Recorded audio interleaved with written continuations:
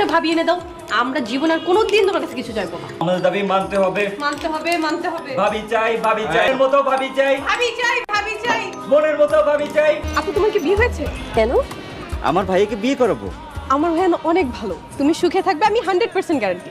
Sorry, আমি বিবাহিত, আমার হাজবেন্ড আছে, সংসার আছে। ভাবি তুমি একটু যাও, আমরা আন্টির সাথে কথা বলবো।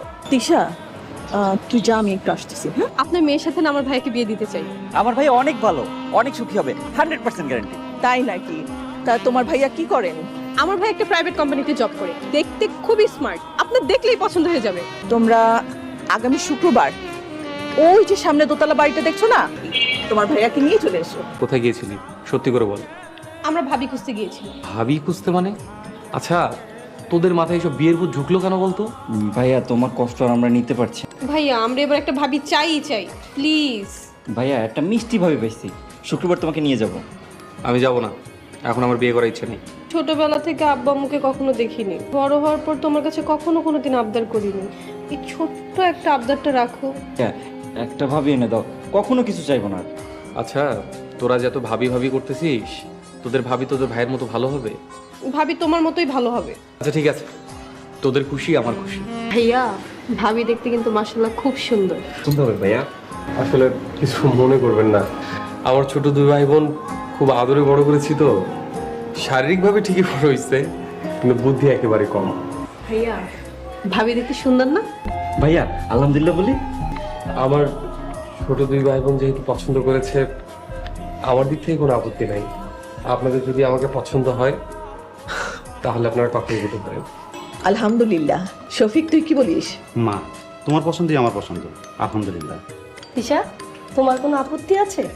তোমরা যা ভালো মনে করো তাই করো। আলহামদুলিল্লাহ, তাহলে এখনই কাজীটাকে। ভাবিকে আজকেই নিয়ে যাব। ভাবি তোমাকে না অনেক সুন্দর লাগছে, মাশাআল্লাহ।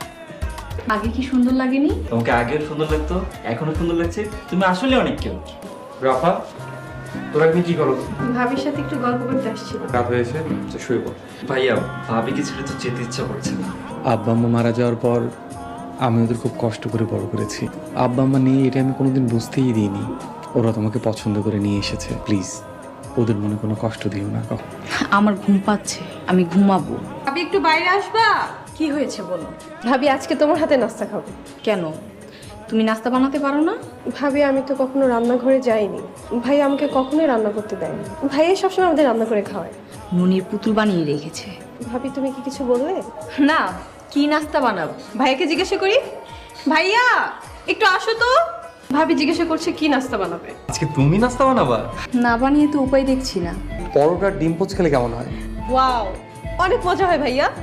দেখেছো ভাইয়া, তোমার জন্য কত লক্ষ্যে একটা বউ খুঁজে এনেছি। ভাইয়া ভাইয়া নাস্তা এসে গেছে। ভাইয়া কই তুমি? তোমাদের ক্ষুধা লেগেছে, তোমরা খেয়ে নাও, তোমার ভাইয়া পরে খাবে। ভাবি আমরা তো কখনো নিজের হাতে খাই না। হাত দিয়ে খেতে পারি না মানে? ভাইয়া আমাদেরকে নিজ হাতে খাইয়ে দেয়। তোমরা এত বড় হয়ে গিয়েছো, তোমাদেরকে খাইয়ে দিতে হয়? এখন থেকে তোদের ভাবি তোদেরকে খাওয়াই দেবে। আমি কাউকে খাইয়ে দিতে পারবো না। আমাদের না খাইয়ে দাও, ভাইকে খাইয়ে দিও। হ্যাঁ তিশা, ভাবি, তোমরা আমাকে কোথায় দিয়ে দিয়েছো? কেন, কি হয়েছে? কোনো সমস্যা?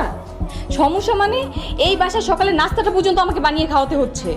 কেন, তোমাদের বাড়িতেও তো আমি নাস্তা বানিয়ে প্রতিদিন সবাইকে নাস্তা বানিয়ে খাওয়াই, কই কোনো সমস্যা তো হয় না? আমাদের বাসা আর এই বাসা অনেক পার্থক্য। ভাই বোন দুইটা সারাক্ষণ জ্বালিয়ে মারছে।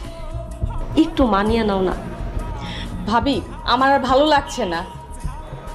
কত স্বপ্ন ছিল, ছোট একটা সংসার হবে, সবকিছু গুছিয়ে নিব, আর এখন যত জ্বালা।